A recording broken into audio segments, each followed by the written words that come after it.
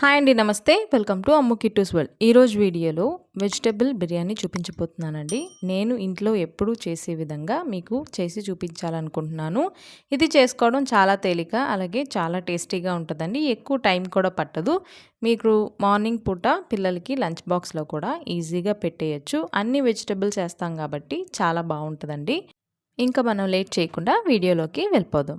ముందుగా నేను ఇక్కడ వెజిటబుల్ బిర్యానీ కోసం హోల్ బిర్యానీ మసాలా తీసుకున్నానండి. అలాగే ఒక 2 స్పూన్ల వరకు అల్లం వెల్లుల్లి పేస్టు, ఇక్కడ ఫ్రోజన్ బఠానీలు ఉంటాయి కదండి, అవి తీసుకున్నాను. ఒక 10 పచ్చిమిరపకాయలు, పుదీనా, కొత్తిమీర, కొంచెం బిర్యానీ మసాలా, అలాగే బిర్యానీ ఆకు తీసుకున్నాను.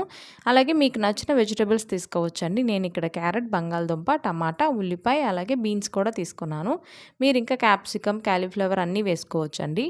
ఇప్పుడు కడాయి పెట్టుకొని 2 స్పూన్ల ఆయిల్ వేసుకొని అలాగే ఒక 2 స్పూన్ల నెయ్యి వేసుకోవాలండి. వేసుకున్న తర్వాత ఇక్కడ ఈ మసాలా దినుసులన్నీ వేసుకొని, ఈ బిర్యానీ ఆకు వేసుకొని కొంచెం ఇలాగా వేయించుకోవాలండి. తర్వాత ఇందులోనే పచ్చిమిరపకాయలు వేసుకోవాలి. మీరు కారం తినేదాన్ని బట్టి ఈ పచ్చిమిరపకాయలు వేసుకోవాలండి. మనం ఎక్కడా కూడా కారం వాడము. ఈ పచ్చిమిరపకాయల కారంతోనే ఈ బిర్యానీ చేస్తాము. అలాగే ఇప్పుడు కట్ చేసి పెట్టుకున్న ఉల్లిపాయలను వేసుకొని 2 స్పూన్ల వరకు ఈ అల్లం వెల్లుల్లి పేస్ట్ వేసుకొని ఇదంతా కూడా ఒక 2 నిమిషాలు ఇలా ఫ్రై చేసుకోవాలండి. తర్వాత ఇందులోనే పుదీనా, అలాగే కొత్తిమీర కూడా వేసుకొని కొంచెం కలుపుకొని మూత పెట్టి ఇదంతా కొంచెం సాఫ్ట్ అయ్యి పచ్చివాసన అంతా పోయే వరకు బాగా మగ్గించుకోవాలి. లో ఫ్లేమ్లో మగ్గించుకోవాలండి. ఇలా మగ్గించుకున్న తర్వాత ఇందులోనే మనం ముందుగా తీసుకున్న ఈ బఠానీ వేసుకోవాలండి. వేసుకున్నాక అలాగే వెజిటబుల్స్ కూడా వేసుకోవాలి. మీకు నచ్చిన వెజిటబుల్స్ ఏవైనా కూడా వేసుకోవచ్చు. ఇలాగ కొంచెం పెద్ద సైజులో కట్ చేసుకోవాలండి, అప్పుడు బాగుంటుంది. ఇలా వేసుకున్న తర్వాత ఒక 1/2 స్పూన్ పసుపు, అలాగే 2 స్పూన్ల వరకు సాల్ట్ వేసుకోవాలండి. సాల్ట్ ఎక్కువ వేయకూడదండి. ఈ వెజిటబుల్స్కి కొంచెం పట్టే వరకు ఒక 2 స్పూన్లు వేసుకొని ఇదంతా కూడా కలుపుకొని ఇందులో ఒక స్పూన్ వరకు బిర్యానీ మసాలా వేసుకోవాలండి. వేసుకున్నాక కొంచెం కలుపుకొని మూత పెట్టి ఇవన్నీ కూడా కొంచెం సాఫ్ట్ అయ్యే వరకు లో ఫ్లేమ్లో మగ్గించుకోవాలండి. ఈలోపు మనం ఈ బిర్యానీ కోసం రైస్ నానబెట్టుకుందాము. ఇక్కడ నేను 2.5 గ్లాసుల వరకు రైస్ తీసుకున్నానండి. ఈ బిర్యానీ నేను నార్మల్ రైస్తోనే చేస్తున్నానండి. 5 నిమిషాల తర్వాత వెజిటబుల్స్ కొంచెం సాఫ్ట్ అవుతాయండి. పూర్తిగా కుక్ అవ్వాల్సిన పని లేదు.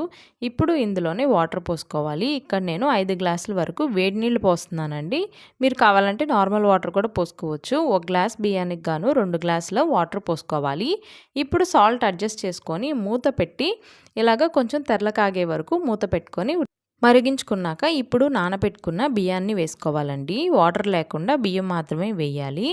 ఇలా వేసిన తర్వాత ఒక్కసారి ఇలా కలుపుకొని మీకు ఉప్పు కనుక చాలకపోతే కొంచెం వేసుకోవచ్చండి. మూత పెట్టి హై ఫ్లేమ్లో ఇలాగా ఒక పొంగు వచ్చే వరకు ఉడకనివ్వాలి. ఇలా పొంగొచ్చిన తర్వాత మూత తీసి వాటర్ అంతా కూడా ఒక 90% డ్రై అవ్వనివ్వాలి. ఇప్పుడు ఇందులో ఒక స్పూన్ వరకు ఇలాగా కొంచెం బిర్యానీ మసాలా స్ప్రింకిల్ చేసుకొని అలాగే కొంచెం కొత్తిమీర యాడ్ చేసుకొని మూత పెట్టేసి ఒక 10 నిమిషాలు సిమ్లోనే మగ్గించుకోవాలండి. ఇలాగ 10 నిమిషాల తర్వాత చక్కగా రైస్ అంతా కూడా ఉడికిపోయి బిర్యానీ రెడీ అయిపోతుందండి. ఇప్పుడు స్టవ్ ఆపేసి ఒక స్పూన్ నెయ్యి వేసి ఒక 10 నిమిషాలు అట్లా వదిలేసేయండి. తర్వాత ఇంకా వేడివేడిగా సర్వ్ చేసుకొని తినడమేనండి. చాలా టేస్టీగా ఉంటుంది. ఈ వింటర్ సీజన్లో తప్పకుండా ఒకసారి ట్రై చేయండి.